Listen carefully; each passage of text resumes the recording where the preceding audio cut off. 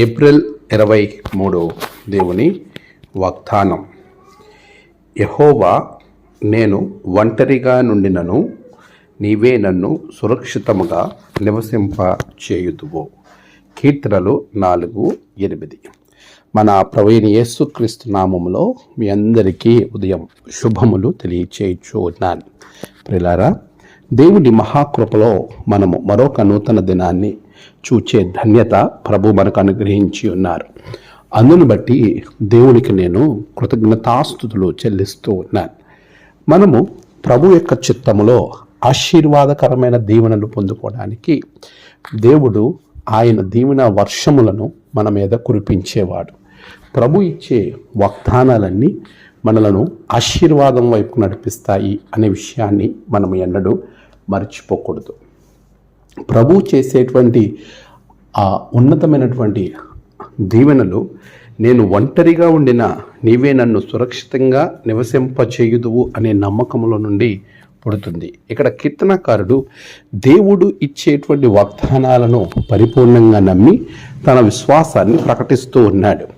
మనం ఒంటరిగా ఉన్నప్పుడు మన చుట్టూ ఎంతోమంది ఉండొచ్చు, కానీ మనకి ఎవరు సహాయం చేసేవారు లేకపోవచ్చు. లేక నువ్వు ఎంతోమందిని నమ్మి ఉండొచ్చు, వారెవరూ నీకు అక్కడకు రాకపోయి ఉండొచ్చు. ఎలాంటి పరిస్థితులైనా నువ్వు ఒంటరిగా ఉన్నానని నీవు దిగులు చెందుతున్నావేమో. ప్రభు అంటున్నాడు, నీలో ఒంటరైన వాడు 1000 మంది అవును. నువ్వు ఎప్పుడైతే నిన్ను సృష్టించిన సృష్టికర్త మీద నువ్వు ఆధారపడతావో, ఎప్పుడైతే నువ్వు దేవుని మీద ఆనుకుంటావో, ఆయన నిన్ను సురక్షితంగా ఉంచుతాడు అనే నమ్మకము, విశ్వాసము నువ్వు కలిగి ఉండాలి. అదే నమ్మకాన్ని మనకి ఈరోజు ఈ వాక్యం కలిగింపజేస్తుంది. యెహోవా, నేను ఒంటరిగా ఉండినను నీవే నన్ను సురక్షితముగా నివసింపచేయుదువు. ఆయనే మనలను సురక్షితంగా నివసింపజేసేవాడు.